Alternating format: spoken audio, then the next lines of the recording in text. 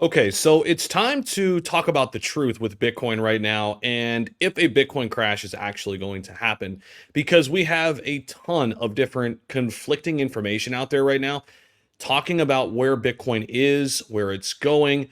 The moral of the story is it's all about time frame when you think about Bitcoin and where we are right now.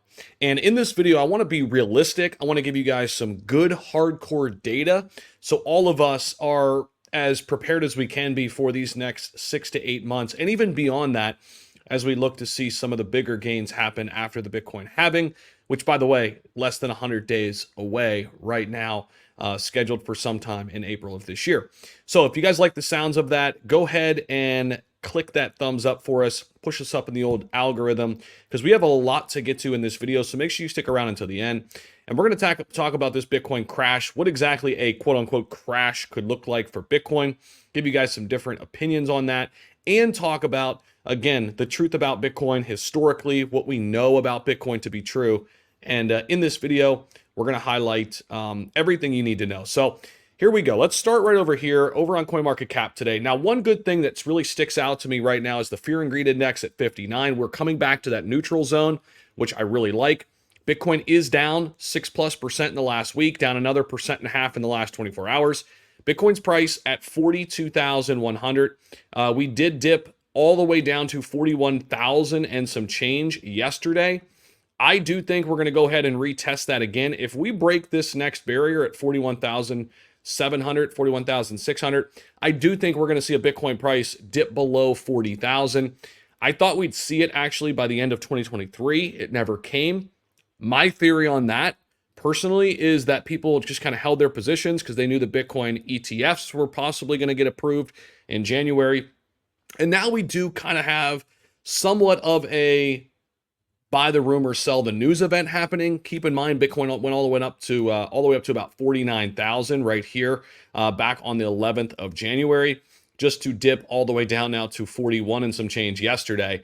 I do think we're going to break this barrier and eventually come down a little bit further here, probably somewhere in this range right in here, 37.5, where we kind of were back in November. I do think this is probably a likely scenario for Bitcoin. Actually, I'm blocking it there. You can see like right in here. Okay. I do think we can fall down in here, and that would be totally fine with me because I would just become a big time buyer of Bitcoin. Let me make that screen a little bit bigger for you guys. All right. So what I want to show you though is a couple different things. I want to start here with one of the analysts I really like in the space, and that's Benjamin Cowan. Now, I think Benjamin obviously is very, very schooled in TA, very big in technical analysis. He's also very bearish compared to some other TA analysts out there. I think you want to keep that in mind. He's certainly more bearish than most people. But I do like the fact that, he's always kind of consistent in his theories. He thinks we could crash 50% from the 2023 high before the next year's halving, before this year's halving. This came obviously in October 2023, not too long ago. So we did see Bitcoin go up to about 45,000 in 2023. So if we're thinking about this, right, where could Bitcoin fall? 50%, giving up 50% of that, in that mid $28,000, $29,000 range, right?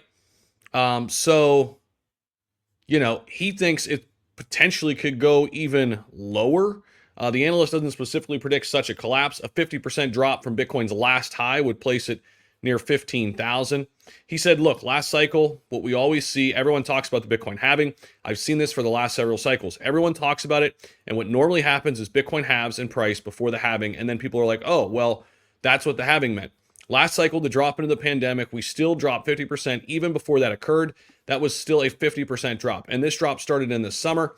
Go to the cycle before that. We had a drop starting in the summer and it dropped 50% before the real bull market began.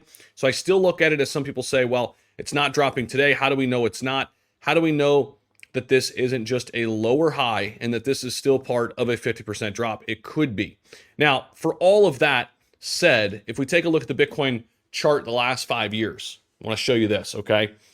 There's no doubt Bitcoin volatility exists, okay? I mean, you could see these drops leading up into some big gains that we had. Here's January 2021, okay?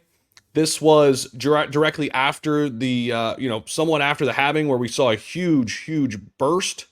Here we go. Back in March 2020, we went from 5,000 all the way up to 11,800, dialed back a little bit, okay, and then just took off. This was after the halving, just saw huge gains, okay, all the way to 40,000. But we then got a big pullback to 32K, okay, relatively big. It's a similar drop than we just saw. And then we saw an explosion from there all the way up to 56,000 on my birthday, February 19th. Then we got a pullback, okay, to 46. So these $8,000 to $10,000 pullbacks are very consistent with what we see even within a bull market, okay? So these 20% retracements, something very common with Bitcoin. But here's the big drop we saw, okay? We thought this was the top. We thought we had hit 60,000 and that was over. And then boom, we tanked from basically 61K, March 12, 2021, all the way down to 31K. There's that 51% drop, okay? Or 50% drop. We got it right there. There's the 50% drop that he's kind of referring to there.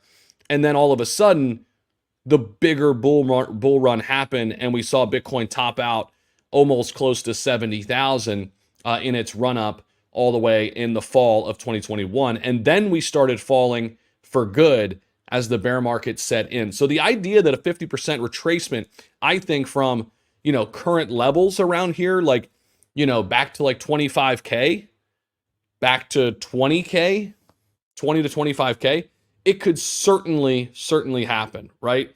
And I mean, it would make a lot of sense. I mean, on the chart, if you're looking at this, somewhere right in this range right here, like a drop to right here where we are right now. And listen, guys, if it happens, I'm going to have dry powder on the sidelines. I'll be ready to go. I'm going to continue to buy a little bit of Bitcoin every single day, right? Dollar cost average. But on days where we get a bigger dip down in here, I'm going to be looking to make a bigger play on Bitcoin. So if we take a look at this last kind of chart here, BTC tumbles below 42K. Coinbase and miners plunge as Bitcoin ETF mania becomes a sell the news route. Previous landmark events such as Coinbase's stock exchange listing and ProShares futures-based Bitcoin ETF debut happened near market tops. So this basically saying, listen, it was a little bit of a sell the news event. I do think this is true. We saw Bitcoin, again, tumble all the way down to 41 and some change yesterday after reaching 49,000. It is important to note that 42,000 is a significant support level where prices may bounce from, with potential buyers stepping in. This is a multi-year level here, and we are looking, if we take a look at the Bitcoin chart, we are consolidating right here, okay? For the most part, we are consolidating right here, and you guys can see that here on the daily. I mean, basically, we're just kind of trading in a tighter range here. I mean, really, if you look at this, yeah, we had a couple pops, obviously on the big news, but really, we've been kind of trending right around that $42,000 mark, and that's been our kind of low for a while. I've got this blue line kind of cut in here. This is where I'll become a big buyer of Bitcoin at 38,000 and an even bigger buyer down in here at about 31, 32. This was a huge resistance level that we broke and on that green candle back on October 23rd. That was a big resistance level that we broke. So I'll be looking to accumulate a lot more at these two levels. These are my next two troughs to accumulate a lot of Bitcoin. But again, in the meantime, I'll just continue to dollar cost average buy a little bit every single day.